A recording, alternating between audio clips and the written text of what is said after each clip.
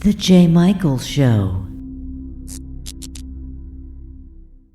Once again, we have another great show for you. We're going to be talking with Diane Bostick, and she is an author, a publisher, an actress. She's a writer. She's done a lot of things. Let's say hi to Diane. Hey, Diane, how you doing? Oh, pretty good. Dashing around doing a million different things, of course. Yeah, you are busy like me. Okay, so introduce yourself to the audience. Tell us what you do. Well, I'm Diane Bostick, and historically, from the time I was 13, I would write poetry, and then I got into acting and theater. But what really kick-started my latter life, hunger for creativity and books and everything else, is my brother took his life. He died by suicide in 2019, and he was an artist. Oh. So instead of grieving normally that first year or two, of course, we went right into COVID there, so that was like a double whammy. Right. But he left me all this art, so I made coloring books out of his work. Mm-hmm. And my goal was to raise money for mental health resources and suicide prevention. Mm-hmm. When I got done finding just the art in the house, my parents had written stories in 1947 and put them in the crawl spaces of the house. Oh, wow. My dad was an engineer. I never knew my dad was a writer. And in 2021, I realized he had written some children's stories, which I made into books. So I took my family's legacy. You know, some people get old houses, right? With mortgages and dirty couches and socks. Well, I got no mortgage, dirty socks, and old couches and literature and art. Yeah. So I embraced that for the, I was going into my 60s. Mm-hmm. I was in my 60s, and I wanted to reinvent my comedy career because I had done stand-up comedy. My brother did comic style art. Mm-hmm. So my initial goal was to take his art, put it together with a stage show, and raise money for mental health resources, and have his art displayed while we were performing, and get other people to perform who had some kind of a loss, so that we can talk openly about what that does to us emotionally, and pick it apart and make things better for everybody. Well, never quite got there. The other part of my life is I married a French Canadian in Florida, and he was a handyman. So I am the wife of a French Canadian handyman. When he's angry at me, it's in 2 languages. Oh, wow. And that's complicated, but we have taught each other a lot, and I still to this day do remodeling with him. Okay. Painting, landscaping, everything inside the house. Plus, I have this new fodder for my creative life. So it all happened at once. Mm-hmm. I want to introduce a little bit of the paranormal here, what other people would think was paranormal. Sure. But things tend to happen when there is a connection.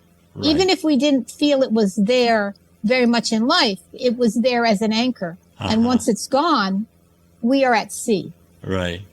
What happened when my brother left, he left everything to me, the house, his car, his artwork, and everything inside the house, which was all the literature I talked to you about. But what I realized was that he meant more to me than anything else, because my dad had passed away. I don't have any children that I know about in this country. Mm-hmm. And this country. Yes. But here I am, and wanting to have a connection to him. And I realized, and I got very ill. Mm-hmm. I had gotten down to 98 pounds. Wow. Yeah. It was very disappointing to have to go to Walmart for my new summer bikini in the toddler section. Yeah. But pretty soon I got into the teen boys' pants, and I felt better. Okay. I can see the comedian in you is coming out. Well, you know, you have to take the comedy with the tragedy, because my brother was a big jokester. You're right. His description of himself, Jay, he was a cross between Fred Flintstone and a mailbox. He was a short, squat guy, and he wanted to get into boxing. Yeah. But his buddies in high school said, well, let's get some boxing gloves, and we meet in each other's basements, we get drunk, and we beat up on each other, you know? Right. This is why when we leave the administration in the hands of men, things fall apart, you know? It's got such a brightness there. But he came home with bruises, and my mother saw him bleeding. and he gave up his boxing gloves. She cried. And he lived the rest of his life in the basement, lifting his weights and drawing his pictures for everybody. He did pictures for sports clubs. He had a buddy in Cherry Hill, New Jersey, and they did all kinds of things like that. So I really tell you all this because it describes who I am. Right. I can't take myself out of the dance. So when I started going into this really deep sadness, I just wasn't interested in eating. My metabolism completely fell apart. It changed. And I didn't realize how much I really loved my brother. Right. How much he meant to me. And he was always at my back, always my protector. And he was now gone. And so I went and I started to get involved with different organizations I had one organization that did a soul cleaning with me. Yeah. I told my friends I went for a soul cleaning, and they thought that was someplace that they should bring their old shoes. You know? But I said, no, it's not that kind of soul cleaning. And I got into, got tarot readings and things like that. But things started to happen after my brother died that could not be logically explained. Like what? Connections. Yeah, like what happened? Well, let me tell you the other part of my brother passing away. My husband, the French Canadian, said, we're not going to hire anybody to rehab the old house. We will do it.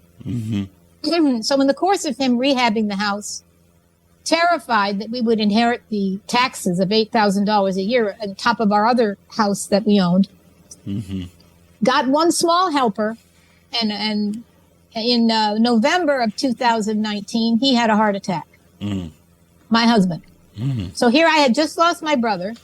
Right. In August, my parents were all in urns. They had already dedicated and cremated in the cemetery, and I had to take a fourth. My brother David passed away in 2018 from ALS. And my older brother was taking care of him. So, but anyway, to fast forward, when my husband was coming out of rehab, right, I was just at sea. I was just kind of going by road. I said, if I didn't have my husband to take care of, maybe I would just dig a hole for myself, you know. Oh, goodness. I had lost too many people. I had relived too many memories in that house that I had to say goodbye to, and what was there for me at that point. So as we were going away from this, my husband wanted to keep the things in my mother's house. There was a lot of very nice tables and furniture and fixtures that my husband is a pack rat. Right. We have already got a full basement. So I said, I don't know where you want to put this stuff. Oh, we need to get another house. So I said, all right, let's look for another house. But why not a storage space? Right. He said, no, I don't want to throw money away. If I'm going to do it, I'm going to get another house. So we started to look at real estate. And they were selling us these houses for $79,000 that didn't have a bathroom, and they said, great potential. No roof, great potential. And I saw a second heart attack. Forget it, buddy. Right. I want something ready to go in. So I didn't know what to do. When we were coming back from my husband's rehab, which involved the treadmill, they give you the stress test and all that. Yeah. You probably know about that. Oh, yeah. And I said, hey, there's a thrift store over there you haven't seen yet. Now, whenever I do that, I'm asking for trouble because it means he'll go in and would see every little gadget he doesn't have in the house. He'll want to get one and bring it home. Right. But we went in anyway. Man, that's us. We love our toys. They don't care where it's going. Yeah. They'll find a place. Right? And the women are saying, we have no space. Right? Yeah, well, anyway, you start going vertical. You start going up the walls at that point, putting up shelves. I said, they said, what are you getting another house for? Because I need space to put more things in that are coming that I don't have space for in my other house. We have to put in that house. Right. And the more you talk about it, the more ridiculous it sounds. But I walk in, and there was this little man about 5'4". His name was Lucky. He came up to me and he started talking to me like I was his long lost niece, you know. Oh, you don't believe the stuff that I got from this lady stacked up to the ceiling, and I'll never sell it. And out of my mouth, now I am, believe it or not, an introverted person. I don't usually come out and talk to strangers. And I said, you don't happen to have a house or know somebody who has a house to sell? And there was a pause, and he said, yes, mine. Oh. And I said, where is it? And he told me. I said, well, that's about a mile. Not even a mile from my other house on the other side of the park. Right. Describe it to me. He said, it's a double lot with a big a commercial garage. I just redid the bathroom. I'm going to give you the washer and the he's talking to me like he's giving me the house. Yeah. And I just asked him if he knew of a house. Uh-huh. And he told me that. And then I said, well, I just sold the house and I probably have a profit of about 135.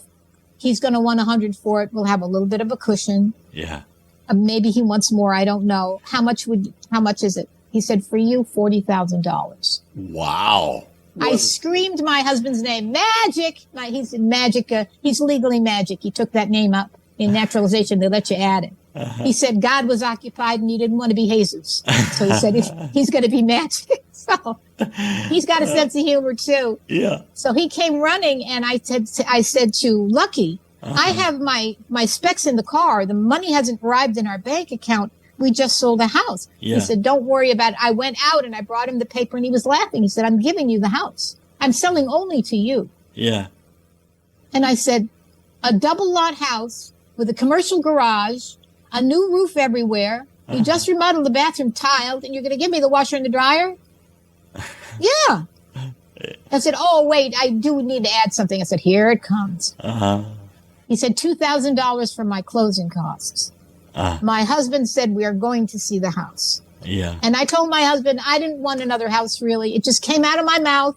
Mm-hmm. I don't know where from, which spirit was talking to me, but we drove to the house. Right. Now, this was a flea market guy, single guy. Yeah. Boxes all over the house. Yeah. I told my husband, I want one room with hardwood floors and French doors in the front of the house where I can put all my brother's art and the big conference table from my mom, the 8-seated table that we can't find a place for. Yeah, and you I got said, there good luck. Have it?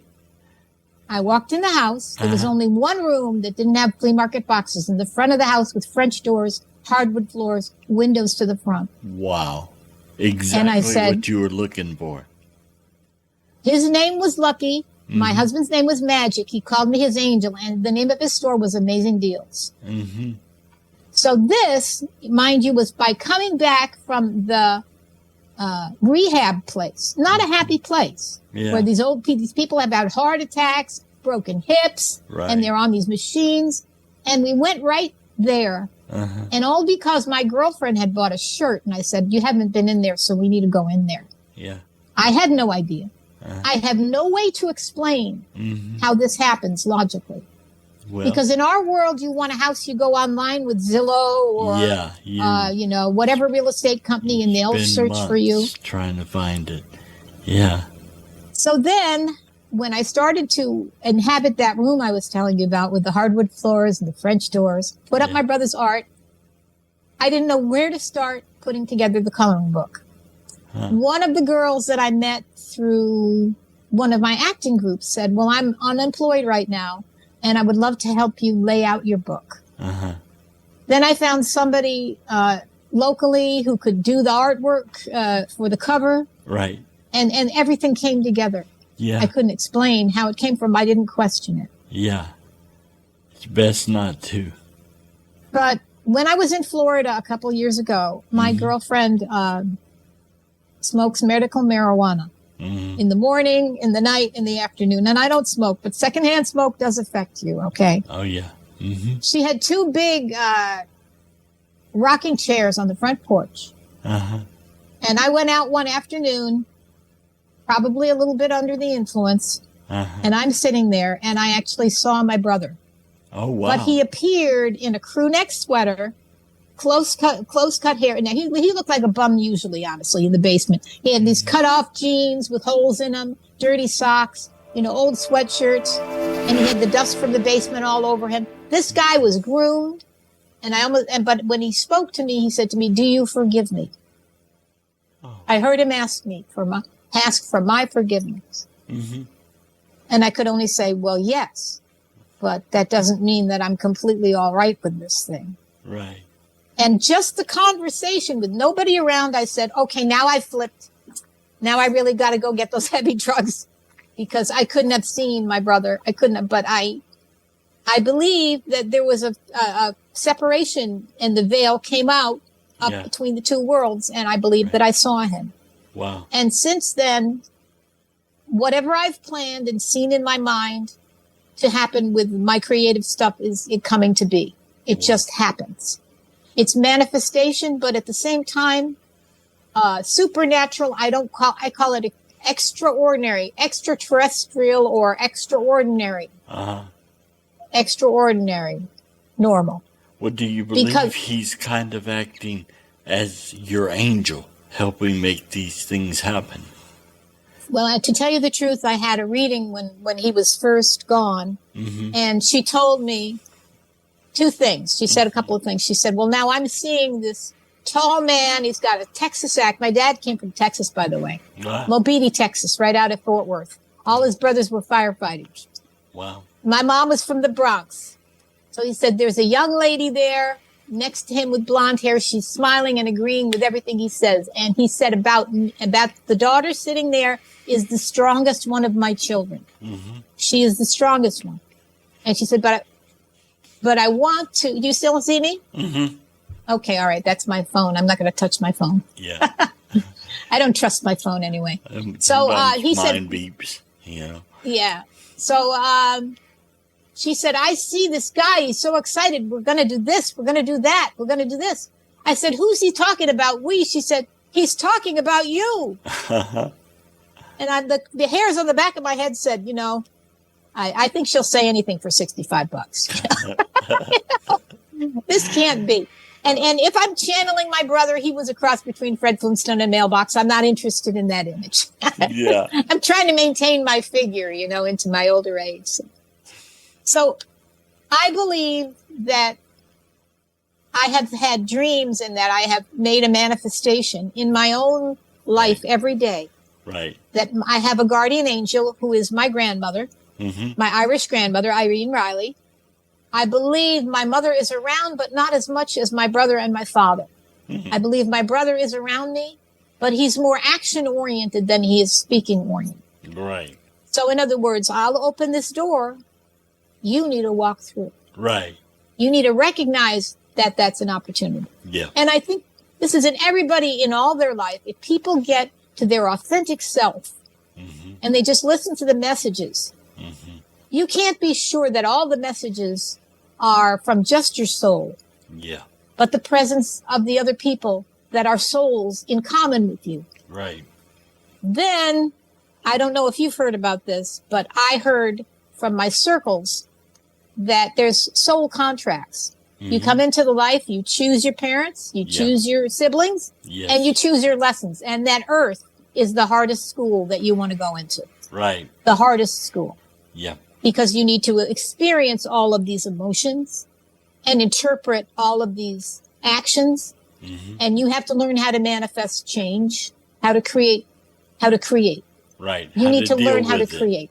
Right. Yeah. And if that creation has a benefit as a light to other people, that could mean that you're a light worker or that just we are contagious to each other by our brightness, not by our darkness. Yes. That is where we are contagious in a positive way. Yeah. So recently, I have just given myself up to my impulses and everything. Yeah. I used to organize myself, overthink everything. I overthought my comedy till it wasn't funny anymore and thinking, well, I'm not as funny as this one and who I compare myself to. You can't compare yourself to anybody. We are all unique. Right. And we're all on our own journey. That's right. Right. And as you know, illness, which I experienced, which my husband experienced, traumatic heart attack, we come out of that different people. We must manifest change because the spirit wants us to be a whole human being, to be able to hold the soul. It's the body inside the soul. It's not the soul inside the body. Right. So I believe a lot of things that I had an inclination for when I was younger, but I've seen them in practice in my life. Right. Now, recently, and where I involved Wendy Volpe, another fine actress you've had on your program. Oh, yeah. I created a show that was 33 minutes in length called Opposite Ends, about interpreting the stages of grief, my brother's art, what I went through, and I used humor to bring it out. And it was quite successful, small audience, and my goal is to bring that to bereavement groups. How did people, you and Wendy meet? Wendy's been on the show, so okay, well, you two hook we up? have an organization here, a big organization called Syracuse Acting Studio. Okay. And Syracuse Acting Studio is a free members meeting where different ages and different styles of actors come together, filmmakers, directors, theater producers, and they meet. And Wendy sat next to me maybe a year ago. Okay. And I looked at her and I talked with her and I recorded her in my mind. Then I met one of the other women of a certain age, Christine Burton, and I had seen her perform and talked to her, and I'd seen her in my improv group because I went to comedy improv too, trying to tweak up my comedy and get my creative juices going even farther if they could. And so I wrote this play, which embraced a 2-person play called Four Places, about a woman who has received messages from her brother, who was an artist, and I have her actually show the coloring book in the play. So Wendy was that person. Yeah. And she did a fantastic job. Catherine, her name was. So I had the 2-person play, and then I had my own play, and I start with my brother took a rope, and he hung himself in the basement of our family home. I kept the rope. I used the rope in my show. So I have some people wince when they see the rope. And then when I actually perform it, and they're laughing, they're crying. And what I say at the end of the play is, this was the last thing to touch you. I don't see it as an instrument of escape. Right. But as an instrument of escape, not as a tool of destruction. Right. So, am I saying I condone suicide? No. I believe that the core problem here is the core problem of mental illness that allowed my brother to think that was his only option. Yeah. That he starved himself from being healthy to give himself totally to my mother and father, taking care of them, and my younger brother. And it's always true when we neglect ourselves physically and divorce ourselves, disjoint from taking care of ourselves, we don't have the strength for ourselves as time goes on. Right. It doesn't give us any strength. It doesn't give us any lasting power. Yeah. So when I came out of this 98-pound thing and I just said, I'm determined to gain weight, when now I had every doctor in the world get on my back. They wanted me to take this drug. I had osteoporosis. They wanted me to take something for my bones. Then one of my friends said, go on the raw foods diet, give up meat. The other one said, hey, you need to do a shake diet. That would be good for you.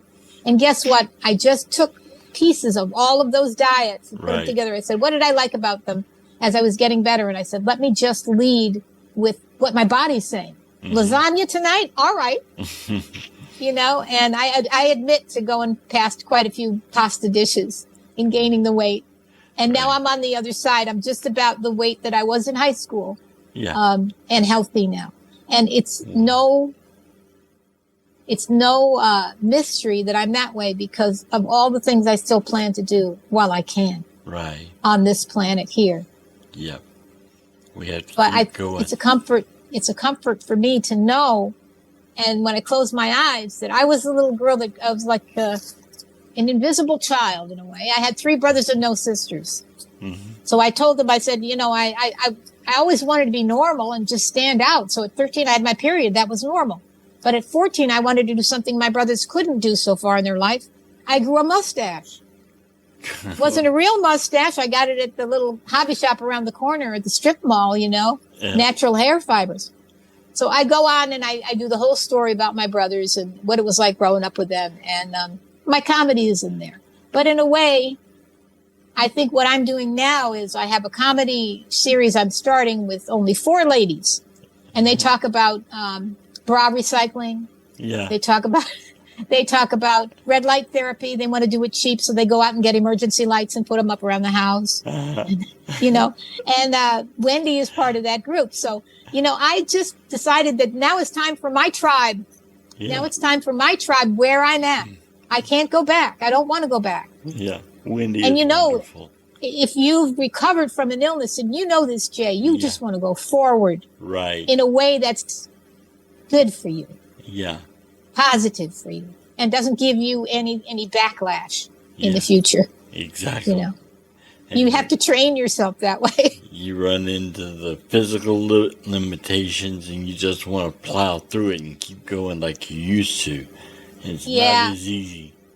No, because your brain sometimes, when you get healthy, feels like it's 35. Mm-hmm. But you're not 35. You're double 35, you know? Right. And but me, I just, I have a secret. Oh. I tell everybody that they have this expensive retinol cream for $85 an ounce. Uh-huh. My husband said we go to the kitchen. So my secret is extra virgin olive oil. Uh-huh. Of course, I wanted to kill two birds with one stone, but it only worked for a couple of the wrinkles. And then the real secret ingredient was Adolph's meat tenderizer. Really? But don't try. Yeah, but I tell ladies, don't try this at home because there's side effects. Every time you walk by an oven, you want to turn it up to 325 and stick your head in and come to a golden brown and test your cheek with a fork for tenderness. Well, those are the directions my husband doesn't read. So, I mean, the point is there's this humor to me because I grew up, my brothers would be firing off jokes at the table. Yeah. So how could I compete with that? I was always shut down. So in my mind, I said, someday I'll be on stage telling jokes and nobody will stop me. Well, let's jump over now to your writing. How many books have you written? Okay, well, the first book I wrote was in 2018. I put together a book of poetry called Naked Feathers. Published that. Then I took a break. I freelanced for a number of magazines when I was working for my dad, electronic magazines. But actually, when I started producing books, it was not till 2022. Yeah. I wrote 3 children's books. As I told you, I came across, much to my shock, 2 faith-based books that my dad had written, and he was an atheist, so I haven't figured that one out yet. But I got those published, and then I published a book about Santa. That's a 3rd children's book. And then I published 3 coloring books. And as a writer in the 3rd coloring book, my brother did historic images from the times that we were growing up on the east side. And then there's a lot of businesses that have closed. As you know, things from that time era in your area have closed. Yeah. So same for us. But there's a big group of 100-year-old people, 90-year-old people that remember those places and used to go. So I took his 48 images of these different places, and in the back I did a biographical paragraph about each one. Who created them? What was the first division of it? When did they close? Are they still open? And then a place for them putting their ticket stubs and their memorabilia. Well, now 2 people with dementia have come back by looking at that book. Wow. Because they look at that. One example to you. So now there's a reason why I am gifting this legacy back to the world. Yeah. And I could never see it coming. I couldn't have guessed it to begin with. But there's one girlfriend of mine, she's a millennial. Sorry, I can't even say it. Millennial. Yeah. So she said, can I trade 1 hour of work for one of your nostalgia coloring books? Because my dad grew up in this area. I said, sure. And this situation was a gentleman who didn't speak. They put him in the living room to watch TV when they went in the kitchen and talked. Very rarely did they engage in a conversation. They gave him the book, and then he started singing the songs that were on the jukebox in one of the places that was represented in the book. Oh, wow. And he was starting to tell them stories of him going there. Yeah. So my brother's art is a bridge for me to gift back to maybe a certain small area group of people. So right now I'm looking how to get that out to nursing home people and people with dementia. Well, as a publisher, have you published other people's books? I've been asked to do that, but no, I've been so involved with my own projects that and still in the remodeling business with my husband, and own 2 houses now. My husband said, when we fight with each other, she goes home and I go home. You have your own Each has a house. Yeah. The most interesting thing is that the universe just keeps being a flower that keeps opening. I had a friend, 30 years ago in Ithaca, New York. And he was a script writer, and he was into TV and filming, and he worked for Cornell for that amount of time. Right. Well, about a year ago, I went to a comedy festival in Ithaca. I was in the comedy festival, and I performed, and I said, while I'm here, I should look up Paul. And I tried every way possible to try to connect with him, couldn't. 2 weeks later, I get a call from him. He said, Diane, I'm at the end of my stay in Ithaca. I have all my equipment, but it's all over the place. I need to put it together. And I don't know if I'm going to find or reestablish myself here. There was other things going on with his family. I'm not going to share that. But I said, well, on one of my houses, I've got like a studio built, and I've never been able to get it off the ground. Right. So Paul is now in my studio, and I have Studio Malduzzi, and I'm producing a movie. He's producing his movie. And now we have the comedy series being formed to do. Cool. So I'm saying that it's almost like somebody put the thing in my mind, put that as a placeholder, this is coming for you. Yeah. And I will tell you that I was born on the 333rd day of the year, which means that if you see 333, it means your prayers are being answered. But I would extrapolate to everybody, including you and everybody, that your prayers are being answered if you do it in a positive way. You're consistent and detailed in what you want. And you visualize it every day. Right. And you go on the path. You start on the path. You have to start somewhere. And you can start small, and it may seem insignificant. I'm never going to go anywhere. But don't tell yourself anything negative. Don't let it enter your mind. Right. Because it'll happen. So here's this happening for me. And now I have the French-Canadian husband complaining that we're not making enough money with the studio yet. He's a very, very organized towards profit and security. But he's enormously supportive of me. He's not the kind of guy that could ever be on stage, but when we're in public, everybody thinks he's the comedian. So he's very funny. You have your script for your movie. What is the plot? It's done. It's been filmed already. Oh, what's the plot? Okay, well, my father wrote a story about a gentleman that is sequestered in his house for 8 years, and this is back in the 50s, okay? Well, probably would have been the 40s. We set it in 1957. So it's a retro movie. It's in black and white. And this older gentleman has 2 young children and a single father that lives next door. And the little daughter is concerned that everybody needs to have their candles and their wreaths out on their doors because it's a signature that they're involved in, except for one house, Mr. Jones' house. So during the course of the movie, the children go and do several kindnesses for this older gentleman. And he comes out of his shell, and then he rejoins his memory of his wife. He puts up the decorations, and he invites the kids in for hot chocolate. So it's a short movie, and my dad's plot was a little bit different. But I got a cast of 5, and I put myself in the movie. So my producer said, you should have a scene before he comes where he's engaging with the community before the children come over into his house. So we actually got a Italian grocery store, which has a real historic look to it. Yeah. And the Lombardis, and they said yes. And we came in and filmed there, the scene. So I am the shopkeeper, Delia, and Mr. Jones is the lead character. And he's the one that comes in for hot chocolate and can't find it because everything's moved around after 8 years. Right. So the plot of the movie is pretty simple. It's Jane, who is the heroine of the movie, her pushing an emphasis on Christmas decorations and the fact that it's connected to spirit and how people feel connected, involved, and loved. Good. And she brings that over to the neighbor, who's an older gentleman who's been alone and misunderstood for many years. So that's the story. That's the beginning story. And my director is Paul. My videographer is Paul. And now we're trying to get the soundtrack together. And let me tell you, Jay, that is a real tough thing. Oh, yeah. We want a French horn player. Yeah. We want a bassoon player. We have a piano player, one of the finest composers in this area, doing our score. And you told me you might add flute.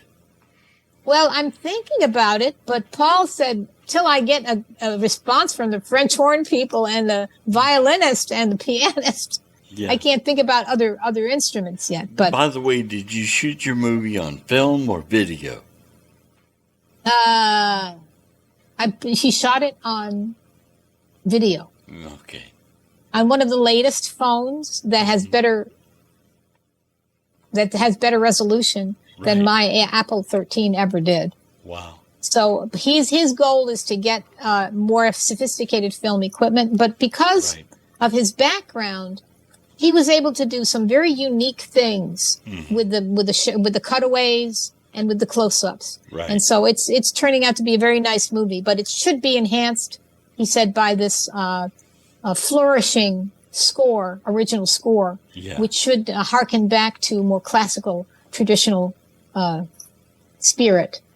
So right now, we're just waiting to pull that together. That's what's put it to a kind of a stop. We're at the point we need to do the little tweaks and a couple of transitions here and there. So you're doing the editing of it right now. Yes. And so I'm learning everything that I can about that. And I'm realizing one thing is that I'm very technically good at helping with that. Mm-hmm. Because I kind of let him on his own steam go by about 2 or 3 weeks. And I said, what's the progress on Mr. Jones? And he said, oh, well, it's going slow.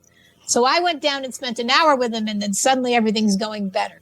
Because when you have 4 eyes, and it being my script and my story, I have no problem cutting a scene or cutting a minute. Because you have something without a lot of action, you have to make it very, very peppy. Exactly. Yeah. So now the other thing I'm excited about is getting together my comedy series with my mature ladies. Yeah. I'm not going to give away the title of it yet, but I had a feeling that, my gosh, women go through so much. They're expected to, men don't care if they sag. They walk around sagging all parts of their body, but you don't care. They don't care. Yeah. They know they're going to get plugged in at one point or another. Yeah. But the women, your body can fall apart, but they want you to have no wrinkles and look young. And so I have all these alternate ways of doing that. And it just brought forth a big comedy thing. And I said to myself, I need to get not just myself doing the comedy on stage, because I had all these scenarios that I've written out and I haven't even performed yet. Yeah. And Paul said, why don't you take those scenarios and involve these other characters? Yeah. So I have another character named Pneumonia Gonzalez. She has a bird living in her hair. Okay. That's right. She thinks she's a soul sister to Gloria Estefan. Uh-huh. And that's on my YouTube channel. She's Spanish? She's Spanish, yeah. Mm-hmm. Her story is, one day, the way that I got my name is my mother was cleaning in the high school for the Immaculate Formica in Little Havana. And one day after cleaning the ladies' room, she said, too much ammonia, and her water broke. And there I was. She has a daughter named Pneumonia, but we haven't found her yet. So the bird is Luna, and then she animates the bird Luna, and she's trying to mate the bird. She goes around trying to mate the bird. So I have a big imagination, I do. Wow. And I'm having fun with it now. But now that I have a videographer, people meet him and they say, is it your husband? I said, no, it's my stalker, but he had a video camera, so I hired him. Do you film your comedy routines when you do them? What's that? Do you have video of your comedy routines when you're on stage doing them? I have videos of me out in public doing this character. Okay. It's Ren O'Reilly's YouTube and Diane Bostick YouTube and Studio Malduzzi. Studio Malduzzi, I have three places. Okay, so Studio Malduzzi is the creation of Paul Smith and Diane Bostick. That is our studio. Okay. So one of the other things I found in the house, in terms of my... I will need you to send me links to all those places so I can put them with this interview. Excellent. Yeah. Excellent. People can find it because they're going to want to go watch your routine now. Yeah, got them interested now, I think. Yeah. I hope so. That's great for me. Like and subscribe, that's what you need, right? Yep. Like and subscribe. I tell them all the time. Same thing with this show. Yes. Paul subscribed to you today, and I'm going to subscribe to you today. Okay. Good. I want to, one more thing I want to mention to you. On Studio Molduzzi website, one of the things I found in the house were the letters that my father wrote to my mother, and my mother wrote to my father. My mother was working for the Daily News in 1947. She was one in the financial auditing department. She passed out the paychecks. My mother was 5'2"3/4" with honey blonde hair, and they put her picture in the paper when the guys that were overseas said, "We want to see some women. We're lonely. So you send us some pictures of your secretaries from the news." And they sent. My mother got 73 letters. Wow. From all over the place. One of them was from a young Yale Texan who was living in Connecticut, going to Yale. And that was my dad. And so this Texan met this girl from the Bronx, and they were together for 53 years. Wow. And they wrote letters, and I have all the letters now. So the letters are being put on the website, and they're called Yale Station 1947 Letters of Love. So when I give you that link, that'll also include people being able to see that. Good deal. Yeah. So it's my playground. It's my universe. Yeah, that will be fascinating to get to see all this stuff you've been talking about.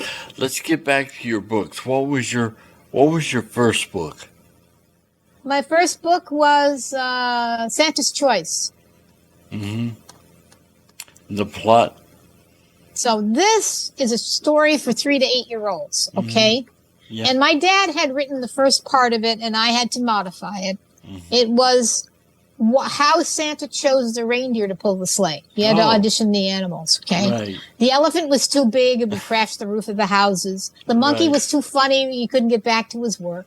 So he chose the reindeer, who looked like they had Christmas trees on their heads, and they were quiet. So when I went to Amazon, they said, "Sorry, I can't publish a book that's 12 pages." I wrote a second story. So I'm out walking with my girlfriend, and she's a big nature lover. And I said, "I don't know where to start." She says, "Why don't you train some reindeer? You do reindeer training now." Okay. I said, "How about if I make them all girls?" And she said, "That's even better. One of them gets too much fan mail. One of them gossips too much. Rudolph likes to play games all the time." So the second story is reindeer training. So that book, Santa's Choice, is the first story plus that story. Right. And that illustrator I found right here in Syracuse, Justin Addison. It was great. And that was the first book off the press. So it was half mine and half my dad's. But actually a lot of editing on my part and all the illustrations too. So the second story I saw was The Gift of Sun Li. Now, after World War II, I found out there were missions, American missions in China. And they taught Christian values. Right. But of course, in China at that time, there was Taoism, there was Buddhism, there was all manner of that. So his story was called The Gift of Su Li. And Su Li was a little boy. And I changed the little boy to a little girl, Sun Li. So I had to go back in this story was, remember, what I got was on parchment paper that was typed on a typewriter. Right. With some of my father's engineering notes on the back. That's what I had, okay, in this folder. So I had to go and lift that and say, how do I make that a book? And I said, first of all, I was telling you, my father was an atheist. My mother was a Roman Catholic. So no matter how you looked at it, I was probably going to hell at the end of my life anyway, no matter what I did. I didn't care. You know? But here I was with this book. And I said, I went back and I realized I wanted to set it in Shanghai. So if I did that, I would need somebody that could really draw the authentic looking Chinese village. Right. This was during COVID I wrote this, okay? 2021. Right. So I looked around and I found the sea of artists online on COVID was like overwhelming. Everybody was selling themselves online. Every artist was looking for a book to hook up to. So there was a girl in St. Louis by the name of Cher Zhang. And she had done these illustrations. I found her. She had won all kinds of international awards in China. She had worked in the textile industry. She was now in St. Louis. She was working with one book. I sent a request to her. What she wrote back to me was, why do you want to write a story about Chinese people? I said, because you're Chinese and it's authentic and it needs to be told. Right. So now she's doing a lot of books in Chinese. I put her in that direction. But she sent me these beautiful illustrations. The story of Sun Li this is for 9, I think, to 12-year-olds. It's a little more sophisticated. Yeah. Sun Li lives with her father in a little hut, and they eat a lot of rice. And she comes home from the mission one day, and she says, well, I would like the Holy One to visit my house and meet me. And so the father says, well, I'm sure that he's around. She said, I want him to come to my house. And the father says, you need to give him a gift if you want him to come. So she takes half of her rice without telling her father and puts it out on the back stoop. Well, there's a one-legged beggar in town, and he comes by and he sees this rice every night and enjoys it. So the father goes out to work in the field one morning, and he sees the beggar holding the cup with his family characters on it and realizes he's been eating the rice. So initially he's mad, very mad. Right. And the little girl gets up and she says, you see, you didn't believe it, but the Holy One has come to visit me, not once, not twice, but 3 times. Right. And the father said, that is because he has come for the gift of Sun Li. So it's a touching story. I've changed it a little bit. I changed the boy to a girl, and that was the second story. Yeah. So the third story, another faith-based book, and apparently penned by my father, the atheist, was The Blessed. Yeah. I'm sure my mother pulled the Bible out when they were, you're going to read some of this or we don't get married. Right. And you're going to believe this or we don't get married. So The Blessed is a story that's animating the characters from the manger. Right. Okay. So the donkey comes to the manger after the fact and says, this is my place because after all, without me, they would have had nothing, right? Mary, I was the one that carried Mary. Right. So approaching the manger, the cow is there. The owl comes. There's several other beings that come back to represent the manger. And the donkey says, oh, not so fast. Yeah. You didn't do nothing. I was the one that carried Mary on the back. So the owl says, this is not how you practice humility and inclusion, you know. So they tie him up. And I changed the story a little. They tie the donkey up. Okay. Yes. And they all take place and they teach him compassion. And so they get to inhabit the manger. And when he has come to his senses, he joins them. Right. And then the owl flies away. The owl is sort of like the overseer to everything. And that's that story. So those are the 3 of my dad's stories. And there's a 4th one coming. Okay. But I haven't been able to get it published yet. Okay. And it's about a little 8-year-old girl that doesn't know the meaning of how to do her chores during the day. Yeah. She has a dog that's in the garage, and she doesn't put the rags down for the dog in the wintertime because the mother doesn't want him in the house. She has a play tent. She needs to take it down by the fall or it gets broken. She doesn't want to do that. She doesn't brush her teeth. So there's a dream that she has with the dog, the toothbrush, and the tent in her room. And they're all plotting to leave. Wow. The dog says, you know, she doesn't take care of me. I'm ready to leave. Yeah. And the toothbrush says, I know what. I'll ride on the back of your tail. And so the tent says, I know. She's, you know, I get haunted at night. You don't know what I go through. People bark at me and they try to pee on me and they try to tear me apart. I'm going to go with you too. And the girl thinks this is real, but she wakes up, it's a dream. And then she goes and she does everything. She puts the rags down for the dog. She takes down her tent and she regularly starts to brush her teeth. Right. And she's with a single mom. So my father's stories and his ideas are lesson oriented. Yeah. And very wholesome. And there's still a couple there. But right now I have in my sights my comedy series and my feature film that I want to do. Yeah. Well, and that's you're something working on else. all that. Yeah. Okay. So, you're doing acting. You've written these books, wonderful stories. Apparently, I mean, I would love to read this once it's done. What's ahead for you? What's coming up next? Okay, what's coming up next is really solidifying the message behind the comedy that I want to do with my mature ladies, which is that we need to feminize our universe. We've left it to men long enough to see that they create lots of problems for a communally progressive society. So, this is everything that we go through. Right. Women, we're made to feel invisible. Mm-hmm. We're made to feel not worthwhile as we get older. Mm-hmm.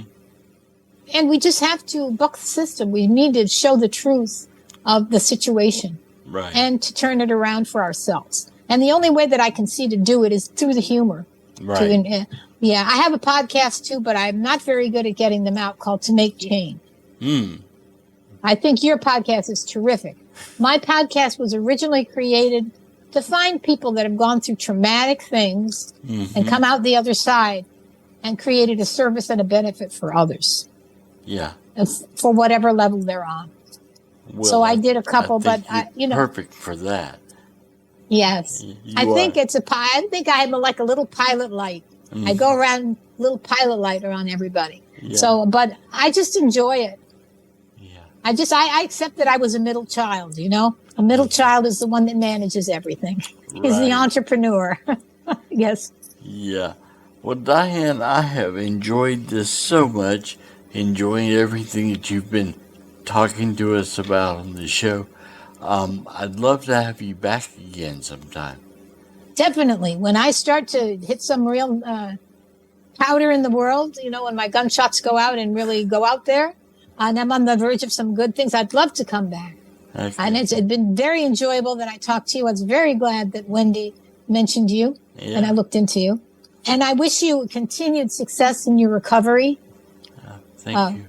From your stroke, but you're doing better and better. I noticed that. Yeah. You seem to go better and better. I keep pushing through it, trying, everything I can. I won't quit. I won't give up. No, you can't. I'm just not going to do that. Your podcast is too good. We need you. Well, thank you. Thank you so much. And your flute playing. Thank you. Okay, thank you. We will see you next time on the show. All righty then. Bye-bye.